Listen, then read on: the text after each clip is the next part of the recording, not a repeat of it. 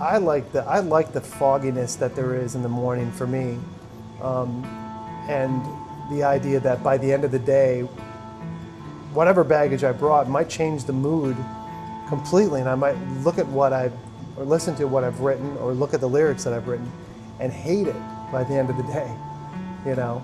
So I could record a whole album in the morning and hate it by the end of the day, and vice versa, you know. I'm Brian Vander Ark, and I'm a musician from Grand Rapids, Michigan. And this is a red brick story. Mine is a red brick 3, story. 4, 5, 6, 7, 8, 9, 10, 11, 12.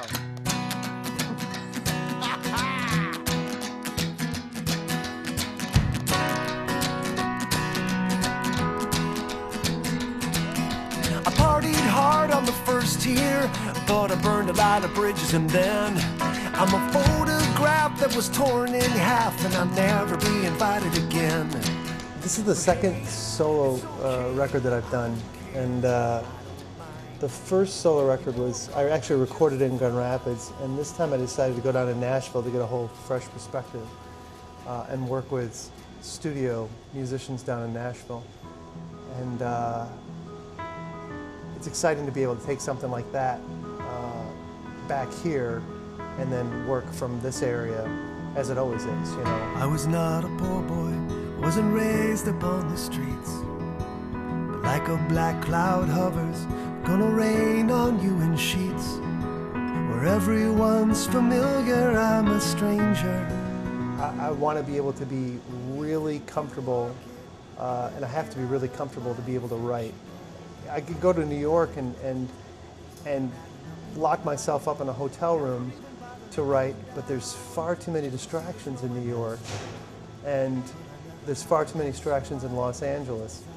I think anybody that has a computer and has some sort of internet savvy can develop a website and have a place for people to go and listen to the music. And email lists, I mean, we used to sit around as a band and lick stamps, have stamp licking parties.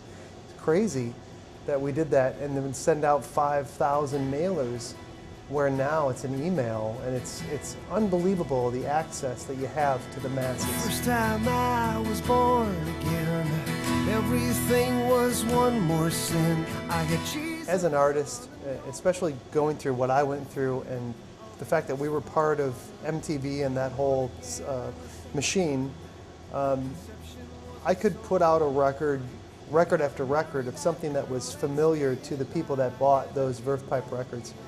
And I think in some respects, what I do is, I think is familiar, reminiscent, hopefully not derivative of those records because of who I am as a songwriter, just the way that I write.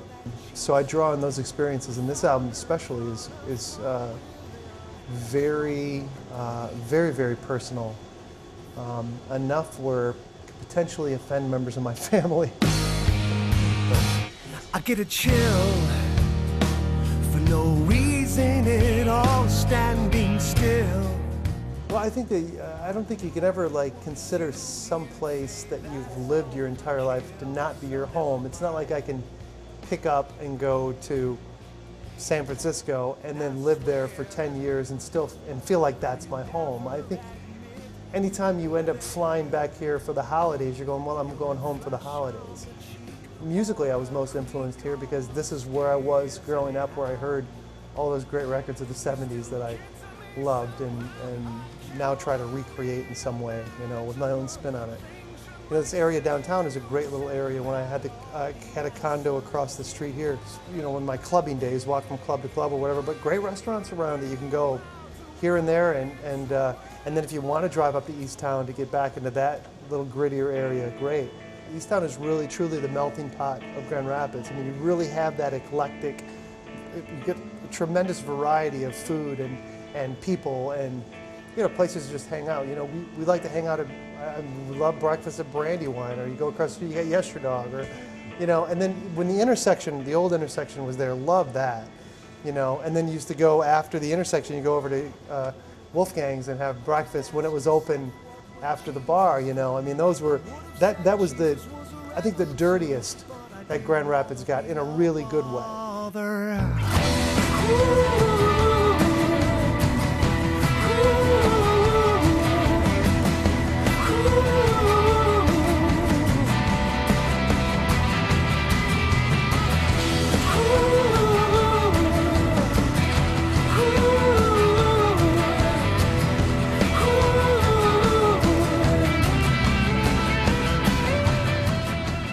I think that we've discovered now lately, and especially with my wife coming in, that, well, what is there to do? Well, now, she finds a great yoga place that she goes to that, my parents would never even think of yoga or think that what's that, some sort of Middle Eastern, do they worship somebody different or whatever, it's yoga.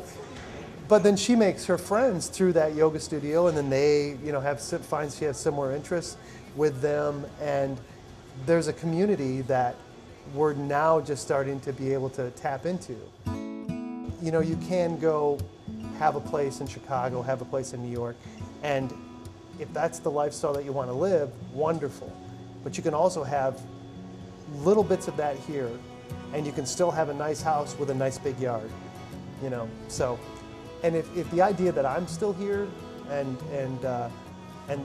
people like myself stay here or get people to come here and be artistic and creative helps in any way, great, wonderful, I was born into nothing, I've nothing to offer, I can offer nothing.